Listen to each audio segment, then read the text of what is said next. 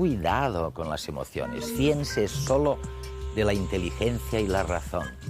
Bueno, este ha sido el discurso de los últimos 2000 años. Y ahora viene la ciencia y dice, no es verdad, sin emociones no se puede ni vivir ni decidir. En redes, en unos instantes, verán por qué.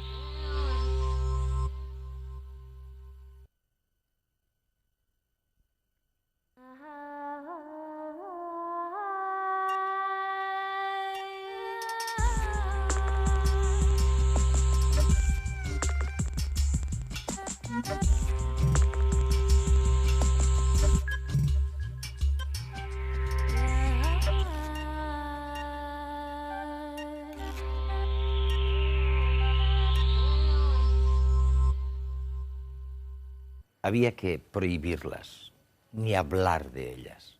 Lo importante era la lógica y la razón. Las imágenes de la felicidad, de las emociones, lo distorsionaban todo. Y ahora resulta que la ciencia nos dice exactamente lo contrario. Sin emociones no se puede sobrevivir. Las emociones están al comienzo y al final de cada proyecto. Es muy malo dejarse controlar por las emociones, pero es peor no tener emociones. ¿Es posible enfrentarse con tranquilidad a una bestia que está a punto de atacarnos? A menos que uno sea domador profesional, sentir miedo es inevitable y necesario. A lo largo de muchos siglos hemos creído que las emociones eran obstáculos. Filósofos clásicos e investigadores académicos popularizaron la idea de que las emociones son inútiles o que entorpecen nuestra vida y nos impiden ser racionales.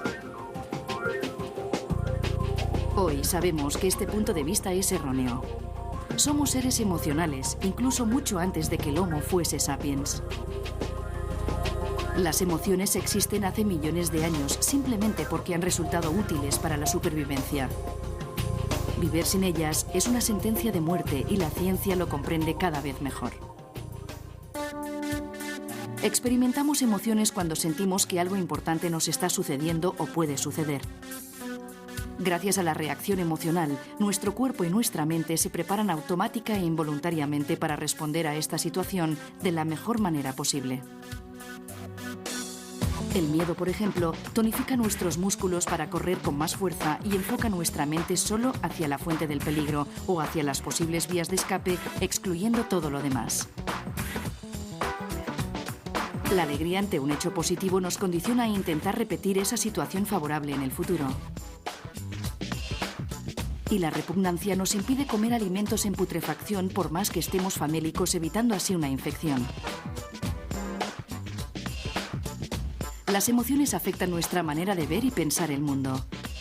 ¿Pero lo hacen negativamente?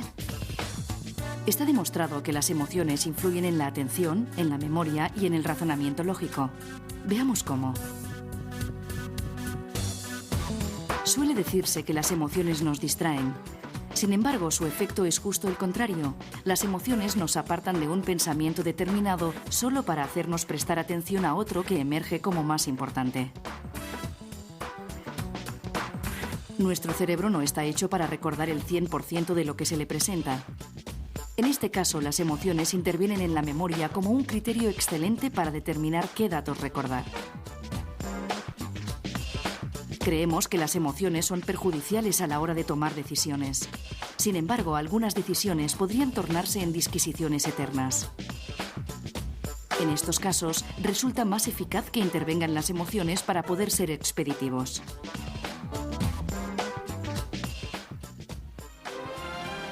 Un ser como el Capitán Spock de la serie Star Trek, muy inteligente pero carente de emociones, solo puede existir en la ficción. De hecho, la selección natural lo habría eliminado mucho antes de llegar a las naves espaciales. Hoy en día ya no convivimos con fieras salvajes, pero estamos habituados a coches que parecen conducidos por bestias.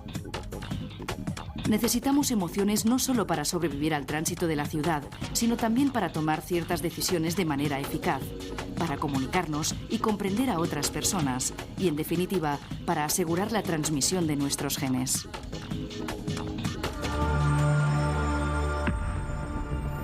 Después de 30 años investigando la universalidad de las emociones básicas, Paul Ekman es una de las personas que más sabe del mundo acerca de cómo expresamos nuestros sentimientos. En redes viajamos hasta San Francisco en busca de sus hallazgos, que hoy en día se emplean en campos como la detección de mentiras o las películas de animación.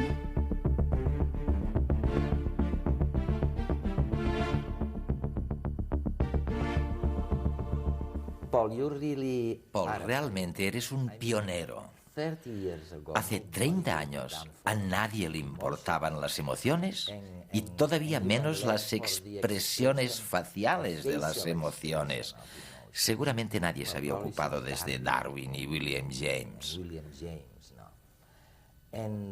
Y tú llevas trabajando en esto 30 años. En realidad, 40 años. 40 años. El primer artículo que escribí fue en 1957. Dios mío, esto es mucho tiempo. Casi 50 años. Y realmente, lo que la gente siempre recordará es que en contra de lo que casi todo el mundo pensaba, tú sostenías que las expresiones faciales, la sorpresa, la ira, el asco... Eres bueno. Debería fotografiarte. Bueno, tú dices que son universales estas caras. Sí, empezamos pensando que no lo eran.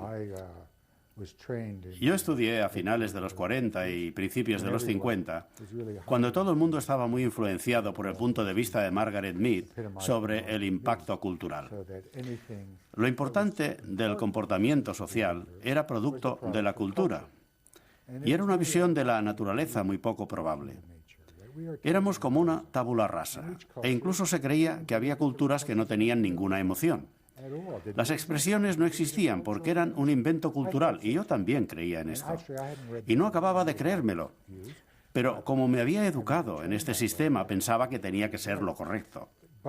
Pero conseguí que me financiaran un proyecto en el que tenía que investigar si las expresiones y los gestos eran universales o específicos de una cultura. Yo empecé pensando que demostraría lo que decía Margaret Mead, pero lo que encontré era justo lo contrario. De manera que soy un científico cuyos descubrimientos han cambiado mi forma de pensar.